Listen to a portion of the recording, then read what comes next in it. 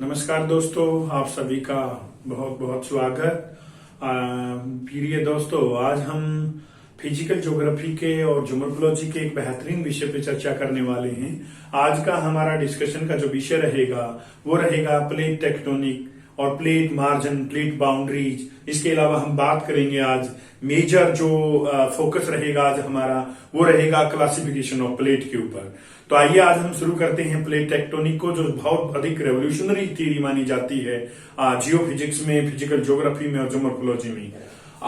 तो हम शुरू करते हैं प्लेट से।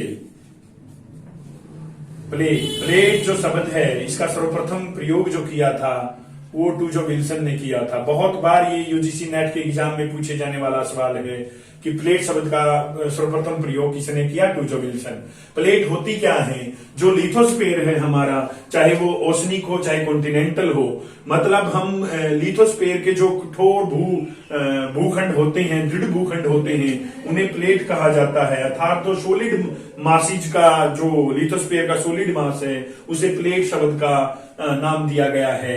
और प्लेट जो है विभिन्न प्रकार की होती हैं, उनके बीच में मोशन होता है, मूवमेंट होती है, उसका साइंटिफिक एनालिसिस करना प्लेट टेक्टोनिक थ्योरी कहलाता है, प्लेट टेक्टोनिक कहलाता है। और इस थ्योरी में जिस तरह से ओशियन बेसिन और कॉन्टिनेंट के उद्भव के हिसाब की बात करें, हम किस तरह से कॉन्टिनेंट और ओशियन बेसिन का जन्म हुआ, ओरिजिन हुआ, तो उसको बतलाने वाली दो थ्योरी हैं। पहला थ्योरी आता है उसमें वैगनर का कॉन्टिनेंटल ड्रिफ्ट थ्योरी, दूसरा आता है प्लेट टेक्टोनिक थ्योरी, जो बहुत अधिक बहुचर्चित है दोनों की दोनों। इसके अलावा भी बहुत सारे छोटे मत प्रस्तुत हुए हैं वैज्ञानिकों के द्वारा ओशियन बेसिन और कॉन्टिनेंट ओरिजिन से। तो हम चर्चा कर रहे हैं प्लेट टेक्टोनिक का। प्लेट शब्द का इस्तेमाल टूजो विल्सन ने किया। प्लेट कठोर भू त्रिखंड होते हैं लिथोस्फीयर के, और प्लेट विभिन्न प्रकार की प्लेट का जो मोशन होता है, गति होती है, उनका साइंटिफिक एनालिसिस और एक्सप्लेनेशन करना, अध्ययन करना प्लेट टेक्टोनिक कहलाता है। प्लेट टेक्टोनिक थ्योरी जिस तरह से वैगनर का कॉन्टिनेंटल ड्रिफ्ट थ्योरी केवल वैगनर के नाम से ही है, 1912 में वो थ्योरी वैगनर महोदय ने दिया। अल्फ्रेड वैगनर जर्मन थे वो। इस तरह से प्लेट टेक्टोनिक में किसी व्यक्ति विशेष का नाम लेना उचित नहीं रहेगा। फिर भी इस पे सबसे ज्यादा विचार जो प्रस्तुत किए हैं, इस पे सबसे ज्यादा जो विचार प्रस्तुत किए हैं प्लेट टेक्टोनिक थ्योरी को, जो एक सॉलिड बेस प्रदान किया, वो मॉर्गन महोदय ने किया 1967 के अंदर। इसके अलावा भी जो प्लेट टेक्टोनिक थ्योरी है वो बहुत सारे कंसेप्ट से डेवलप हुआ है। जिस तरह से आप बात कर सकते हो सी फ्लोर स्प्रेडिंग की। सी फ्लोर स्प्रेडिंग जो अटलांटिक के जो ओशियन बेसिन है, ओशियन फ्लोर है, उसके ऊपर डिपेंडेंट करता है। ये हैरी हेस ने दिया था। हैरी हेस ने मतलब ये कंसेप्ट दिया, इसके ऊपर काम किया। अटलांटिक का जो फ्लोर स्प्रेड हुआ है उसके ऊपर 1965 और 1966 के अंदर हैरी हेस ने कुछ एविडेंसेस प्रस्तुत किए किस तरह से अटलांटिक के सी फ्लोर का स्प्रेड हो रहा है। इसके अलावा पैलियोमैग्नेटिज्म है, पैलियोमैग्नेटिज्म, ये भी इसका एक सॉलिड बेस बनता है। इसके अलावा जो वोल्केनिज्म है, वोल्केनिज्म एंड अर्थक्वेक जैसे डिजास्टर हैं, अर्थक्वेक जैसे डिजास्टर का प्लेट मार्जिन से क्या संबंध है, ये भी इसके बेसिक कॉन्सेप्ट में चर्चा का विषय रहता है। तो इस तरह से हम बात करें, चाहे प्लेट शब्द का इस्तेमाल किसी व्यक्ति विशेष ने किया हो, प्लेट टेक्टोनिक थ्योरी को कंक्रीट बेस मॉर्गन महोदय ने दिया हो, सी फ्लोर स्प्रेडिंग के ऊपर चर्चा हैरी हेस ने की हो, पैलियोमैग्नेटिज्म भी बड़ा इसका एक इंपॉर्टेंट पार्ट रहता है, वोल्केनिज्म, अर्थक्वेक किस तरह से प्लेट बाउंड्री और मार्जिन से संबंध रखते हैं, किस तरह से नए स्थूल रूपों को जन्म देते हैं। तो इन सभी का अध्ययन करना और एक सॉलिड कंक्रीट बेस के अंदर उसको लेके आना प्लेट टेक्टोनिक थ्योरी का महत्वपूर्ण हिस्सा रहता है। तो आगे हम चर्चा करते हैं प्लेट मार्जिन और प्लेट बाउंड्रीज। प्लेट जो बाउंड्री और मार्जिन में डिफरेंस रहता है, आप जानते हो कि जो प्लेट मार्जिन होता है वो ब्रॉडली कंसेप्ट में आ जाता है, बाउंड्री होता है वो माइनर कंसेप्ट में आ जाता है। तो प्लेट मार्जिन की हम चर्चा करें, तीन प्रकार का प्लेट मार्जिन है। पहला होता है कन्वर्जेंट, दूसरा होता है डाइवर्जेंट, तीसरा होता है कंजर्वेटिव। जो कन्वर्जेंट प्लेट बाउंड्री है उसमें प्लेट का हेड टू हेड कोलाइजन होता है, अर्थात एक दूसरे की ओर फेस टू फेस करके कोई भी continental plate, oceanic plate, continental to continental, oceanic to oceanic, oceanic to continental plate का कन्वर्जेंट होता है। इसके किनारों के ऊपर डिस्ट्रक्शन दिखाई देता है, अनेक स्थल रूपों का निर्माण होता है। कोई भी प्लेट, जिस तरह से हम हिमालय की बात करें कन्वर्जेंट प्लेट बाउंड्रीज पे है, इंडो ऑस्ट्रेलियन और यूरेशियन प्लेट का हेड टू हेड कोलाइजन हुआ और ग्रेटर हिमालय के रूप में आपको एक नया लैंडफॉर्म सेकंड ऑर्डर का दिखाई देता है। इसमें हेड टू हेड कोलाइजन होता है, इसे डिस्ट्रक्टिव प्लेट मार्जिन भी कहते हैं, क्योंकि ये डिस्ट्रक्शन ज्यादा करता है। डाइवर्जेंट जो होता है उसमें हेड टू हेड कोलाइजन की बजाय ऑपोजिट दिशा में प्लेट गति करती हैं, मोशन करती हैं। यहाँ पे ओशियन के फ्लोर के ऊपर विभिन्न प्रकार की जो स्थला करती हैं, जिस तरह से मिड ओशनिक रीज है आपको दिखाई देती है, वो डाइवर्जेंट प्लेट बाउंड्री के कारण होता है। डाइवर्जेंट प्लेट बाउंड्रीज में क्या होता है, इसके अपोजिट हो जाता है। इसे कंस्ट्रक्टिव प्लेट बाउंड्री भी कहते हैं, क्योंकि कंस्ट्रक्शन होता है इसमें जब प्लेट का मोशन दूर दूर होता है। तीसरा होता है जब प्लेट न तो एक दूसरे की ओर हेड टू हेड मूवमेंट करें, एक दूसरे की ओर न ही डाइवर्जेंट करें। इस मतलब एक प्लेट एक दूसरे के पैरेलल गति करें, उनमें PARALLEL। इसमें क्या होता है, इसे पैरेलल प्लेट मार्जिन भी कहते हैं। इसमें जो प्लेट का जो हेड टू हेड कोलाइजन भी नहीं होता, डाइवर्जेंस भी नहीं होता, एक दूसरे से दूर भी नहीं जाती, जबकि प्लेट एक दूसरे के ऊपर यथास्थिर घूमती रहती हैं, अर्थात टकराती भी नहीं है। इसमें डिस्ट्रक्शन हुआ, कंस्ट्रक्शन हुआ, इसमें नो कंस्ट्रक्शन नो डिस्ट्रक्शन। ये कंजर्वेटिव प्लेट बाउंड्रीज होती हैं। फिर भी कुछ आर्क होते हैं, आइलैंड होते हैं, जो कुछ ट्रेंचेज होती हैं, वो कंजर्वेटिव प्लेट बाउंड्रीज के कारण भी बन जाती हैं। तो ये तीनों प्लेट मार्जिन हैं जो बहुत इंपॉर्टेंट रहते हैं कि किस तरह से प्लेट गति करती हैं। इसके अलावा हम बात करेंगे, जो मेजर हमारा फोकस रहेगा वो टाइप्स ऑफ प्लेट्स पे रहेगा। टाइप्स ऑफ प्लेट बहुत बेहतरीन पार्ट रहता है ये पूरे सवाल का, कि प्लेट कितने प्रकार की होती हैं और प्लेट जो मार्जिन होते हैं उनके उनपे कौन कौन से लैंडफॉर्म्स बनते हैं, किस तरह से उनका टकराव होता है, कौन सी प्लेट मेजर हो, माइनर हो, इंटरमीडिएट हो, किस प्रकार की गति से आगे की तरफ वो बढ़ती है। तो प्लेट को हम 3 हिस्सों में बांट सकते हैं अकॉर्डिंग टू साइज की बात हो रही है। ये साइज के आधार पर प्लेट 3 प्रकार की हो सकती है। मेजर प्लेट रहेंगी, इंटरमीडिएट प्लेट रहेंगी, इंटरमीडिएट, और तीसरे पे माइनर प्लेट रहेंगी।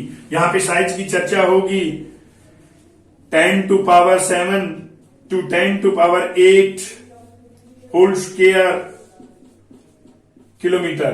जब 10 to power 7 to 10 to power 8 का जो वो होता है, स्क्वायर होता है, इतना स्क्वायर किलोमीटर का जो प्लेट का साइज होगा वो मेजर प्लेट मानी जाएंगी। इंटरमीडिएट प्लेट में क्या हो जाएगा, 6 to 10 to power 7 whole square kilometre, ये इनका साइज रहेगा। माइनर प्लेट जो होती हैं 10 to power 5 into power 6 square kilometre, तो ये इनका साइज होता है। साइज के अकॉर्डिंग देखिए 10 to power 7 to 8 से लेकर 5 to 6 तक किस प्रकार से इंटरमीडिएट और माइनर प्लेट बटी हुई हैं। अब बड़ा सवाल ये उठता है कि मेजर प्लेट कौन कौन सी हैं।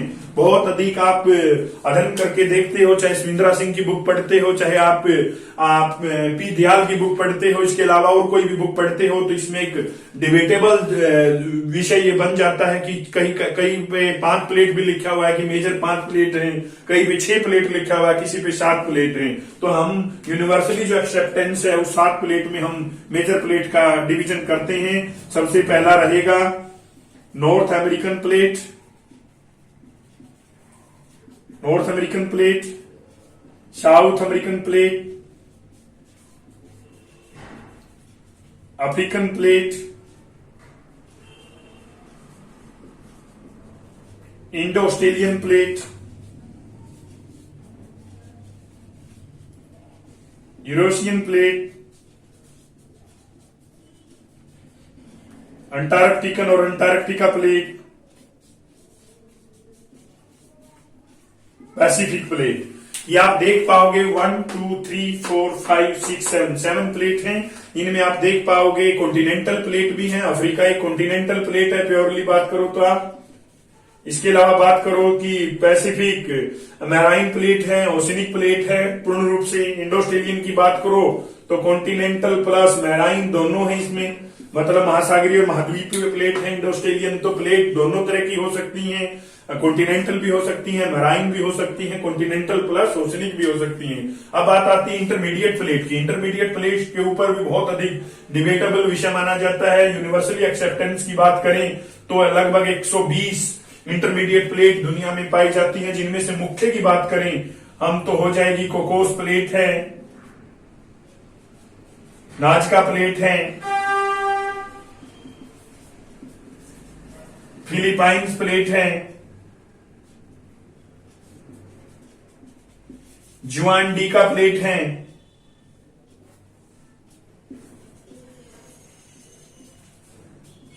कैरेबियन प्लेट है, कैरेबियन ओशनिक इंटरमीडिएट प्लेट है ये, अरबियन प्लेट है। इस तरह से ये मुख्य आपको लिखी हुई दिख रही है। इसके अलावा और भी बहुत अन्य हैं। 120 प्लेट्स हैं इंटरमीडिएट दुनिया में। मुख्य रूप से आपको जो लिखी हुई दिख रही हैं ये इंटरमीडिएट में आप लिख सकते हो। माइनर प्लेट्स के ऊपर भी एक बड़ी है कि 1000 माइनर प्लेट हैं दुनिया के अंदर। बहुत माइक्रो लेवल पे आप जाके देखते हो प्लेट के किसी हिस्से में जिसकी एक अलग सी कैरेक्टरिस्टिक्स आपको दिखती है तो माइनर प्लेट में आ जाती हैं। तो माइनर प्लेट का हम नहीं लिख सकते कि कौन कौन सी माइनर प्लेट्स हैं। तो ये एक टाइप्स ऑफ प्लेट्स का हो गया। तो ये एक छोटा सा विषय की हमने चर्चा की है कि प्लेट टेक्टोनिक थ्योरी क्या है। प्लेट टेक्टोनिक थ्योरी 1965 और 66 के आसपास के 60 और 70 के डिकेड में ये आई है। एक रेवोल्यूशनरी थ्योरी मानी जाती है।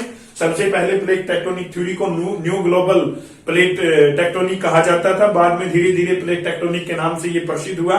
मॉर्गन महोदय का ज्यादातर क्रेडिबिलिटी उसमें जाती है।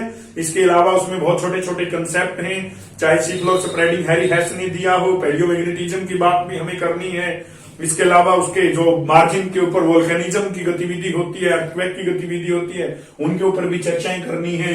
इस तरह से हम पूरे सवाल को टाइप्स ऑफ प्लेट में ले जाकर मेजर, इंटरमीडिएट, माइनर के हिसाब से इसके क्रिटिसिज्म की बात कर सकते हैं कि किस तरह से ये थ्योरी है। जिस तरह से वैगनर की थ्योरी की बहुत अधिक आलोचना हुई, जबकि उन्होंने इन फेवर में बहुत अधिक एविडेंस प्रस्तुत किए थे, फिर भी आलोचकों ने उनके जवाबों की चर्चा करते हुए उनसे बातें की और आलोचना हुई। इस तरह से इसकी भी आलोचनात्मक टिप्पणी हो सकती है। इस प्रकार हमने प्लेट टेक्टोनिक के मुख्य जो हिस्से हैं, चाहे इंट्रोडक्शन हो, चाहे उसका प्लेट मार्जिन और बाउंड्री हो, टाइप्स ऑफ प्लेट हो, कौन कौन सी प्लेट है उसमें आएंगी, इनका जिक्र किया। एक बहुत छोटे लेक्चर को और एक अति आवश्यक लेक्चर को आज हमने चर्चा किया है। यदि आपको कोई भी डाउट है, कोई भी इसमें संदेह नजर आता है तो आप मेरे YouTube का जो चैनल है वहां पे आप अपना कमेंट छोड़ सकते हो। बहुत तुरंत प्रभाव से आपको जल्दी ही आपको उसका रिस्पॉन्स मिलेगा।